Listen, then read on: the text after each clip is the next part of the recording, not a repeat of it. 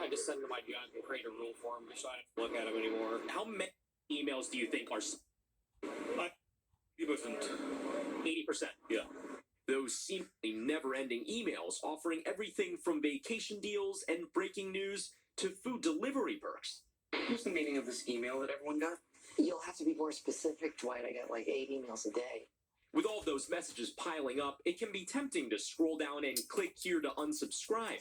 But according to a new report in the Wall Street Journal, there could be a catch when selecting that option. If it's a bad actor that's sending this email to you and the email looks legit, but at the bottom it says click here to unsubscribe, why would that link be any safer than click here to see if you won $5,000?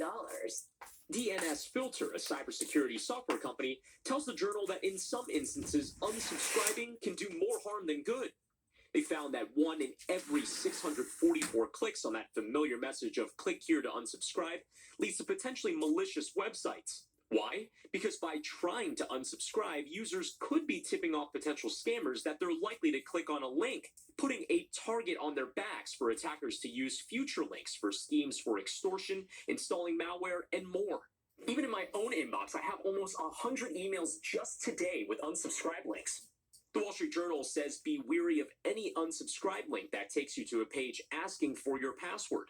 Instead, go straight to the source's official site and unsubscribe from there. You can also steer clear of the unsubscribe links entirely by filtering all unwanted emails from a specific sender directly to your spam folder. And consider a disposable email address to use when signing up for any services, coupons, or lists. All ways to stop unwanted emails without inviting more dangerous ones in the process.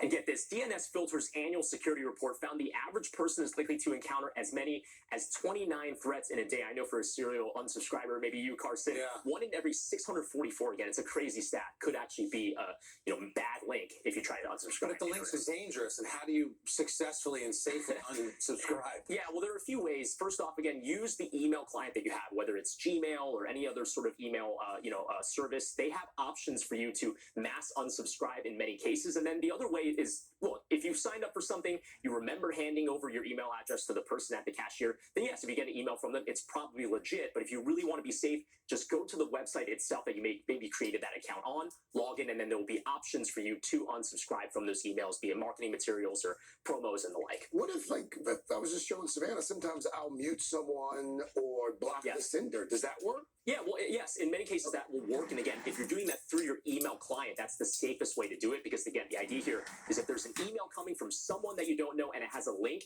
even if it says unsubscribe, you don't know what you're clicking on. You don't know what it's going to do to your computer. So good hygiene is just don't click on links that you don't know. Try to use the email. You've got a great technique, though.